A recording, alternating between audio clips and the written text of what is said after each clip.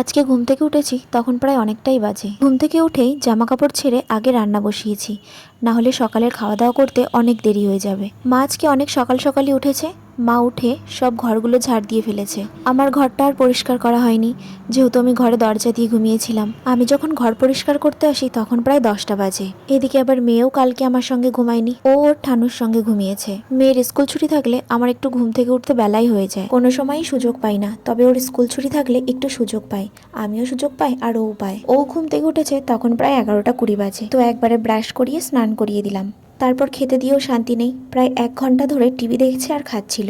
তারপর হঠাৎ করে দেখি শোকেসটা গোছাচ্ছে, নিজেই নোংরা করে আবার নিজেই গোছায়। এটা কিন্তু বেশ ভালো। আমি ভিডিও করব বলে ও কিন্তু কিছু করে না, ও নিজে এগুলো করতে থাকে আর আমি সেগুলো ভিডিও করি। আমার কিন্তু বেশ ভালো লাগে। তারপর একটু পড়তে বসিয়েছিলাম, নিজে পড়ছে আবার পুতুলদেরকেও পড়াচ্ছিল। এরপর একটু 4টে নাগাদ বাইরে বেরোলো খেলবে বলে, বিকালে আবার পড়া আছে।